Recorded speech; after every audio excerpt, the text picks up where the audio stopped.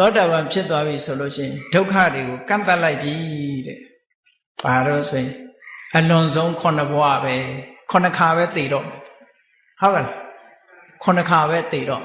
10ခါမြောက်ဘဝကိုမယူဘူးသောတာပန်ပုဂ္ဂိုလ်ဟာ9ဘဝနဲ့ပဲကန့်သတ်လိုက်ပြီ10ဘဝမြောက်တရေတည်တယ်ဆိုတာမရှိတော့ဘဝမရှိတော့ဘူးဒါပြောတာနော်နောက်တစ်ခုကဘာလို့ဆိုရင်ကိုယ်ပိုင်အသိဉာဏ်တစ်ခုရှိသွားအတ္တဒရဏဆိုတာတာမန်ပုဂ္ဂိုလ်တွေမသိတဲ့တာမန်ပုဂ္ဂိုလ်တွေနဲ့မစီဆိုင်တဲ့အသိဉာဏ်မျိုးသူ့မှာရှိသွားဘာတွေတော့သူ့ထဲမှာထင်ရှားတဲ့အသိဉာဏ်ကဘာလို့ဆိုရင်သင်္ခါရမှန်သမျှအနိစ္စဆိုတဲ့အသိသူ့မှာရှိသွား